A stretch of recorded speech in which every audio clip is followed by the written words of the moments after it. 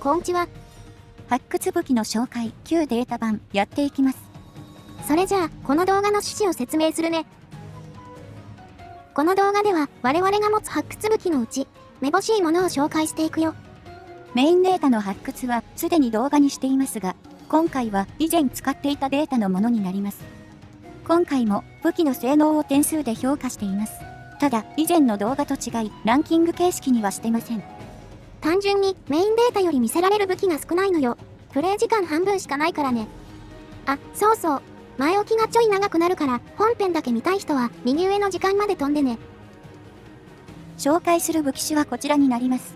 全部で26本の武器を用意しました。最初に言っとくと、メインデータほど強烈な武器はないよ。あくまでゴール級、だから許してね。まあ、言うても弱い武器ばかりではないので、見応えはあると思います。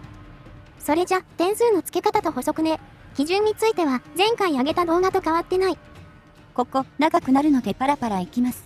お手数ですが、適宜一時停止もご利用ください。まずは実用ポイントです。ソロで使用した場合の使い勝手を評価します。早い話が強いか弱いか、ですな。攻撃力、倍率が高いほど高評価、わかりやすいね。それ以下とありますが、今回ここに該当する武器はありません。それと、一つだけ上記に当てはまらない武器があります。それは、その武器の解説時に説明しますね。次に属性。これもまあ、大体の人の肌感と同じじゃないかな。陽覚性や無属性は少ないですが、今回も一部あります。そして切れ味。これも言わずもがなだね。今回は匠白はないですね。その点では、切れ味は優秀な武器が多いかも。で、スロット。シンプルに多く空いてりゃ高評価よ。そうだ、ここ、前回のスライドと変更点あります。東証詰まりの点数がマックス3になってます。これは、東証5と匠紫40の相性を評価したものですね。そして、今回も干渉ポイントをつけています。見た目のスキ度を表したものです。武器の形状と色を総評したものね。異論は認めませんよ。最後に補足。ここも前回と変わらないんですが、旧データについては鑑定画面の写真は撮れてないんだ。メインデータと違って正規算である証明ができない。発売当時のデータだから許してくれ。誰かに見せるなんて考えてなかったんや。それから当然ながら評価は全部主観になります。あらかじめご了承ください。武器種によって評価方法が違うのも変わらないよ。一部倍率や属性の評価が高い武器種がある。それじゃ本編始めていこう。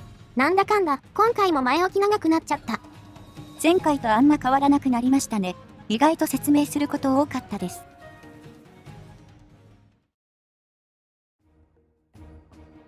では最初の武器種。今回も体験からスタートだ。体験には特別な評価ポイントがあります。1728が5点、1680は3点です。理由は切れ味と倍率ボーナスが連動しているためです。体験はスムラ1728が頭一つ抜けて強力なので、スムラは GX ハンターと組みやすいのも強い。あらゆる点で環境に合ってるよ。では、紹介に移ります。体験ナンバー1。初めてのアーティコエ41式対飛竜体験。4G で最初に手に入れた最高倍率の武器ですね。これは思い出深いです。当時はアーティラート全盛期だったので、完全上位互換が手に入って嬉しかったのを覚えてます。倍率、紫、スロ、眼神、綺麗に全部上回ってるよね。属性が覚醒なのは気にするな。確か、無理やり覚醒させた装備も使いましたが、当然ながら火力はいまいちでした。属性値自体は最高なんですけどね。長く活躍してくれたんでよしとしましょう。体験ナンバー2。切れ味だけなんとかしろ、青発光の41式。これは最近動画化もした武器ですね。切れ味以外、ほぼ理想的なステータスです。が、切れ味の1点で残念武器になってしまいました。スムラだったらマジのゴール品だったんですが。倍率ボーナスの対象なのがまた泣けるよ。数値だけは最強なのに。おまけに、属性は氷ときた。色とも合ってるんだよな。発掘の氷って本当に出ないですからね。これが出た時は色々と絶望しました。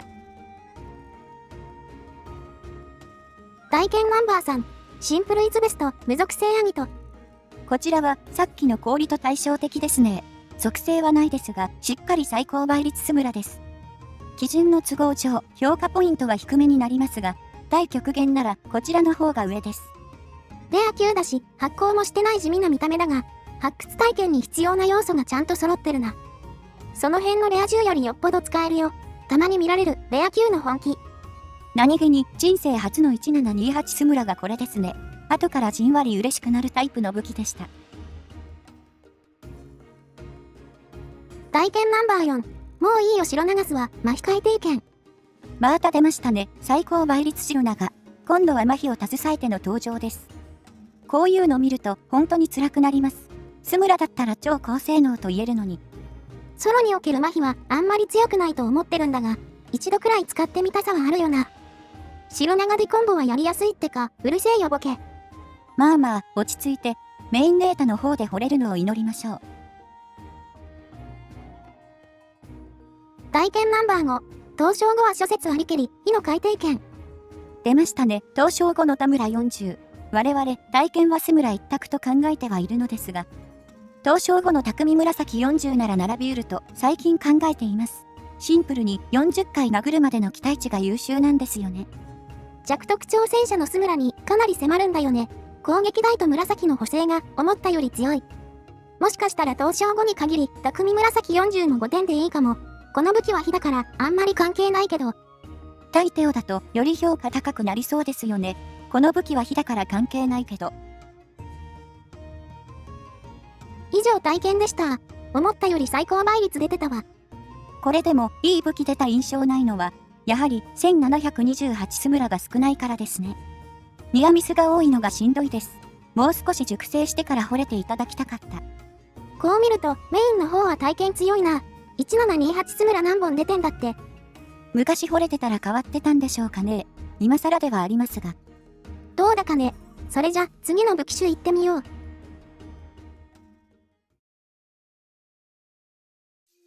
続いては立場よ。これも特別評価ポイントがある。麻痺を1点高く評価しています。大回転当てるのに役立ちますからね。使うとわかりますが、色上げがとにかくしんどいので、無条件で1段階取れるのは大きいです。見切りとか何にもないからな。相手を動かさないことで対抗だ。では、紹介に移ります。立ちナンバー1。神秘的が過ぎる青発光の刀陣。刀陣の見た目、かなり好きですね。立ちらしいスラッとした細長さ。こちらは、性能もかなり高水準でまとまっています。欲を言えば、切れ味がスムラなら良かったですが。シンプルに火力面で優秀な武器だよね。爆破も無視できないダメージソースだし。スロ3匠不要だから、スキル構成の幅も広い。かなり優秀な武器と言えるだろう。これ、どこで手に入れたかは忘れましたが、相当昔に掘れたのは間違いありません。立ちナンバー2。こっちはイケメンが過ぎる青発光の名刀。こちらもまた強烈な武器ですね。名刀は体験と見まがうでかさをしています。性能は倍率かけのほぼ完品です。しっかりと氷属性も完備。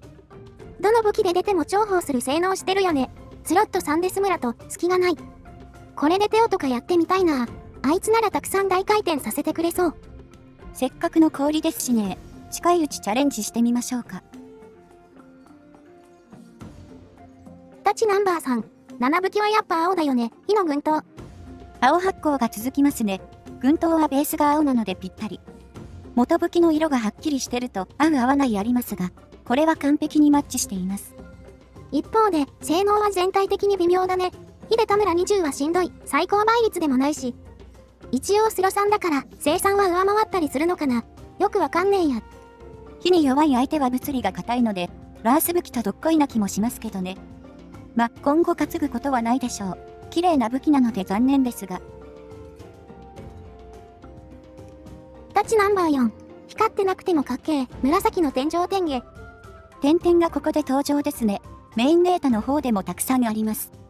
発光はしてないですが、非常にかっこいいです。紫の紐で封印されてる感じが特に。性能は可もなく不可もなくってとこかな。切れ味がしんどいね。最高倍率だからそれなりの火力はあると思うが、水はラーには通らんのがな。ギルクエモンスに水弱点はそれなりにいるんですがね。あんまり立ちと相性いいのがいないです。立ちナンバー5。緑が合ってない。麻痺の飛竜刀。確かに元の色と合ってないですね。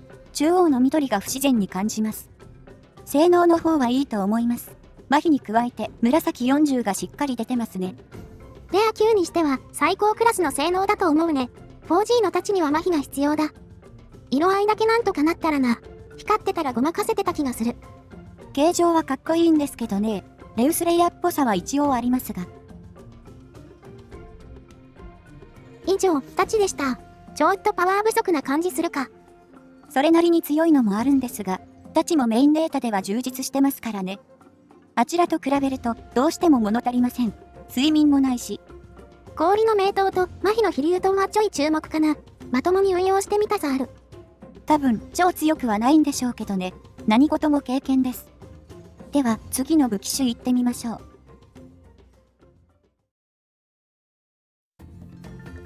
お次は片手剣ね。片手は特別な評価ポイントはない。強いて言うなら攻撃属性が欲しい。というのは前回と変わっていません。が、そこまでクリティカルでもないので、普通の基準で評価しています。あ、そうだ。片手は4本だけの紹介になるよ。発掘だからって全部出せるわけじゃないからね。じゃ、紹介に移ろう。片手ナンバー1。ほぼ理想のゴール武器、チュクチュク。強烈な武器が来ましたね。我々が持つ発掘中でも相当強い方でしょう。というか、スロット以外完璧です。氷がついてるのもすごい。唯一の欠点というと忍びないんだが、やっぱり片手ってところがな。これが双剣で出てたら、我々は幹をぶちまけながら反響欄で朝まで踊り明かしただろう。いや、しませんけど、双剣ならなってのはぶっちゃけ思いますよね。とにかく、片手の中ではこの武器は最高です。それは疑いようがない。片手ナンバー2。こっちもえぐい、水のギルタナス。今度は水属性ですか。わずかに属性値が低い以外はさっきと変わりません。氷ほど汎用性はないものの、ステータスとしては理想的ですね。見た目もいいよねこれ。赤発光はネブラっぽくて解釈一致だわ。これも武器種が。で、やめようかこの話。ですね。それ言ったらこのコーナー半分潰れるので、あくまでも各武器種内での評価をしましょう。片手ナンバー3。火だけどしっかり紫40、ゴールドマロン。お、ゴルマロテヒですか。元武器まんまで合ってますね。緑発光も案外悪くないですね。緑は発光の有無が大事そう。レア級だけど、しっかりいい武器だねこれ。非弱点には十分担げそうだ。ギルクエだとナズチくらいしか持っていけませんが、相手がいるだけいいでしょう。ゴマシャガル、属性が有効なの、一部の部位だけだもんな。片手ナンバー4。今度は竜属性、赤のポイズンタバルジン。一つ前と属性以外同じ性能ですね。たまにこういうことあります。こちらは竜なので、火よりも広範囲に有効です。シャガルには火より竜のが通りますし。あとはジョーとカクシャルに通るが、こいつら片手と相性悪そう。クシャルは頭が低いので、まだなんとかなりそう。フル水ハエスイで竜風圧に突っ込んでもいいかも。私はやりたくないなそれ。以上片手でした。なんと全部最高倍率。何気に雷以外攻撃属性コンプしてます。謎の充実っぷり。おまけに切れ味までいいです。なぜ片手に強力なのがよるのか。改めて並べても17点のチュクチュクすげえなこれ。ここまでの要素なかなか揃わないぞ。メインの方でも片手は充実してましたね。使わないのに片手の神に愛されたんでしょうか。ともあれ、次の武器種行きましょう。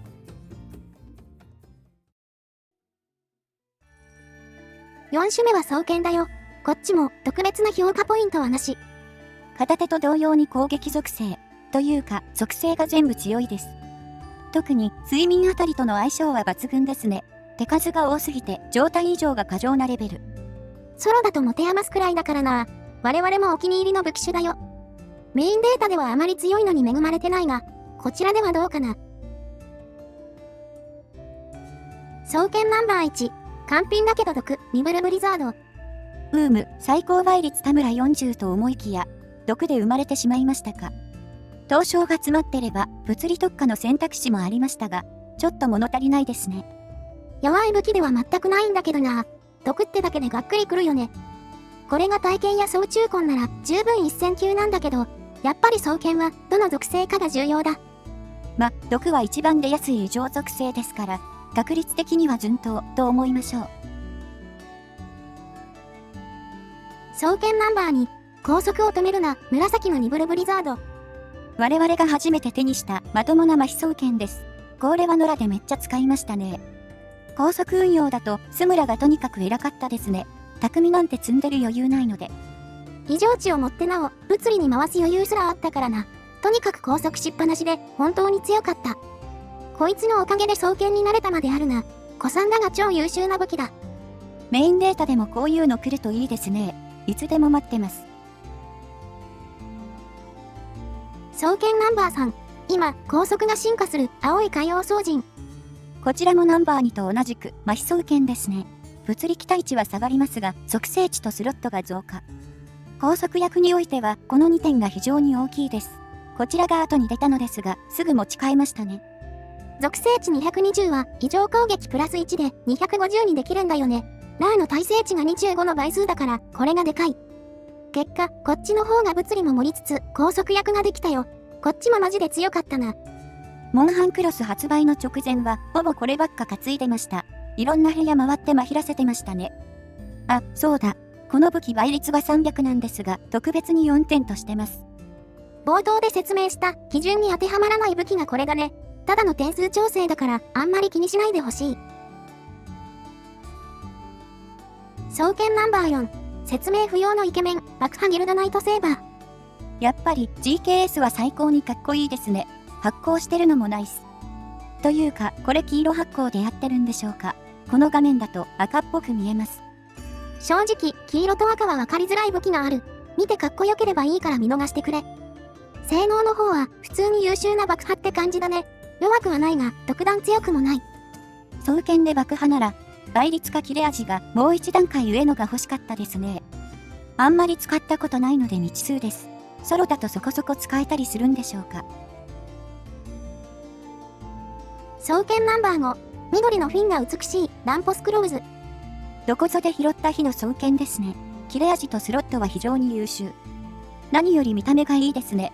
緑のトサカはドスギアノスを思い出させます。そういや、ドスギアくんも最近見ないね。兵務の弾劾ならいても違和感ないが。まあそれはいいか。無難に使える非双剣って感じだね。結構スペック高いと思います。純倍率だし。属性が有効な相手にはちゃんといいタイムが出そう。以上、双剣でござんした。こっちのデータは充実してるんだよな。旧データでは体験より使ってたかもしれません。体験であまりいい発掘に恵まれなかったのもあり。特に麻痺双剣は非常によく使いました。概説にも明らかに熱が入ってたし。海洋総人には謎の調整点を与えたりしたしな。もう評価とかガバガバよ。今回はランキングにはしてませんし、個人のデータだからいいんじゃないですか。それもそうね。じゃ、次の武器種行こう。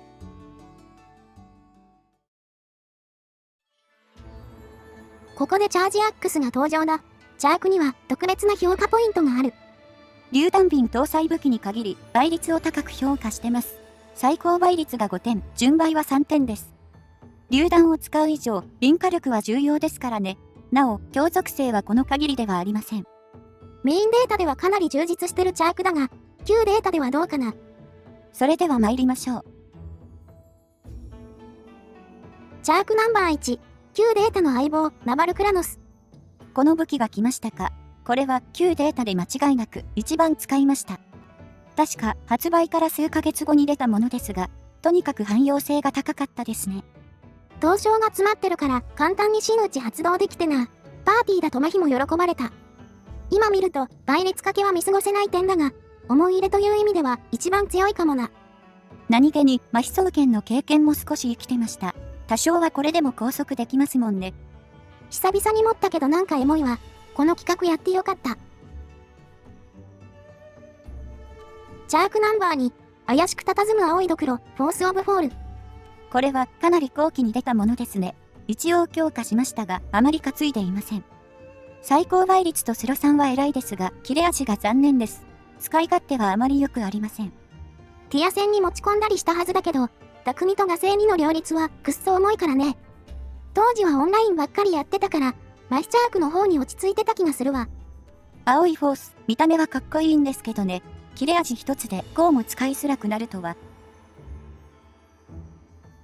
チャークナンバーさん、いつ使うのかな、水のナバルクラノス。水の強属性を持ったナバルクラノスです。青発光がとても綺麗ですね。が、ぶっちゃけなんで強化したか不明です。もっと言えば、なんで研磨したのか。これ、多連武器に属性値負けてるよな。他の要素を含めれば、総合値でわかってるだろうけど。水の強毒なんて、ギルクエで担ぐやついないぞ。探索でグラビでも狩るつもりだったのかな。基準に照らすと、割と高得点なのが笑けます。いや、スペック自体は悪くないんですけどね。ほい、チャークは以上だよ。なんと3つしか紹介できるのがなかった。旧データ、アックスコンはあまりいいのがないんです。続く総中コンも数は少なめになってます。こう見ると、片手以上の不作だったんですね。麻痺が早めに出てくれてよかったですよ。あれが一つ基準になってたからね。大体のチャークは研磨することすらなかった。そうなると、強属性のやつが異彩を放つか、当時何を考えてたかは覚えてないな。なんか思うとこがあったんでしょう。では、次の武器種いきます。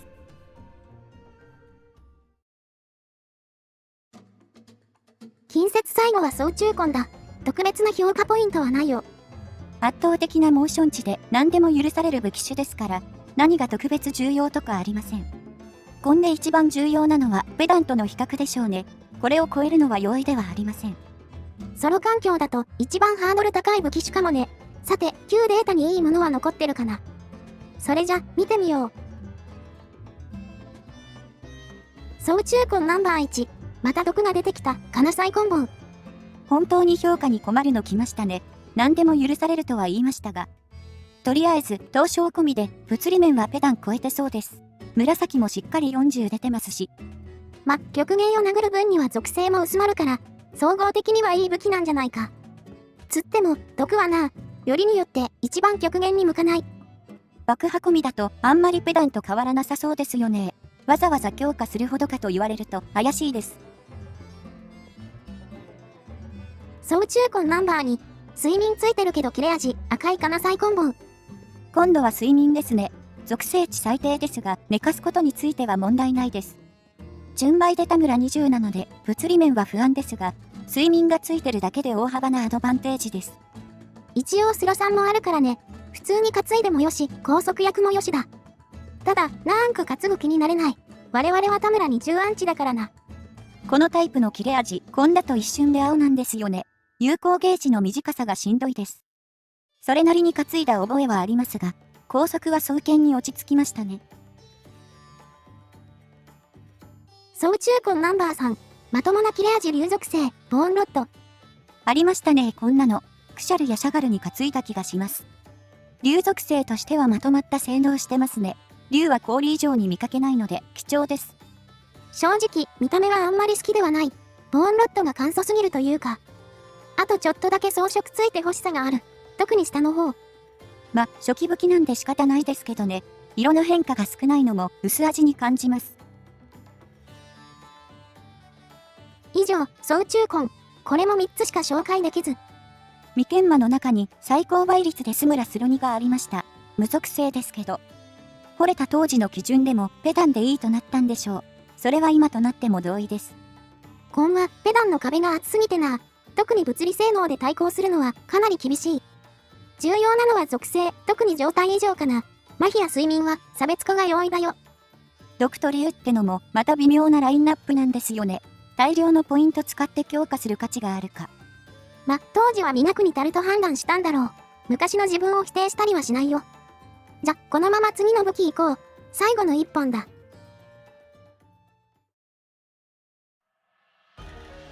ラスト、ヘビーボウガンの登場だ。唯一のガンナー武器だね。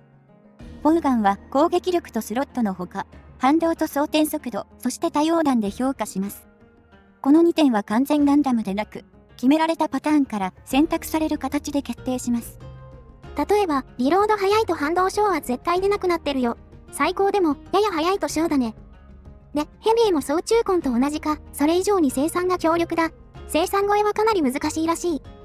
今回紹介するのは貫通型の1種類だけなんですが、ディスティアーレという超強力な比較対象があります。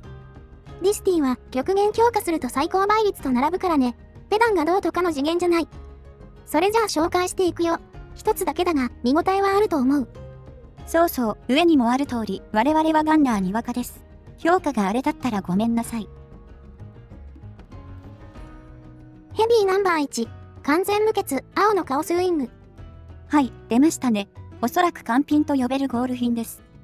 唯一、反動だけ最高値ではないんですが、リミカ貫通運用ではやや小以上なら問題ありません。やや小なら、ディスティと違って反動軽減1を外せる。つまり、点数を減らす要素にはならないよ。そんなわけで、こいつは完全にディスティを超えてる。見た目も良しで、何も言うことない。いくらヘビーに疎い我々とはいえ、有識者の情報や何かと比較することはできますからね。調べるほど欠けたところが見つからず、マジでヤバい引きをしたんだと実感しました。ということで右上、なんと全項目満点だよ。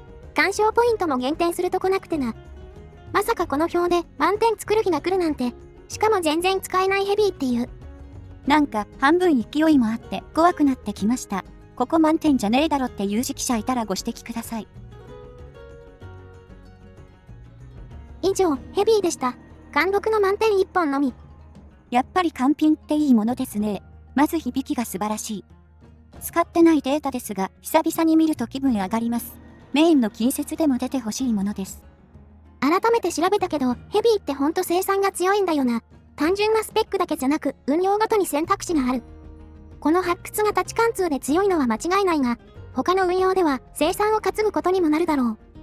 生産と両立してていいと思うような、ハードル高すぎて発掘はしんどそうと思うような。ともかく、これを紹介できてよかったです。ボックスにしまってるだけじゃ惜しいですから。以上、旧データにあっためぼしい発掘武器、全26種の紹介でした。メインデータほど充実はしてませんが、双剣やヘビーなどはこちらの方が強力でしたね。我々もこの動画制作のために久々に漁りましたが、当時を思い出して懐かしい気持ちになりました。動画にしたもの以外にも未研磨がたくさんあったりね、掘れた時の葛藤を見てるようで面白かった。旧データの発掘もたまに動画で使おうと思うので、プレイシリーズの方もご覧いただければ幸いです。太刀や片手の強い氷武器とかね、どうにか活躍させてあげたいよな。さあ、それではそろそろ締めましょう。ここまでのご視聴ありがとうございました。ほいじゃ、次の動画で。またね。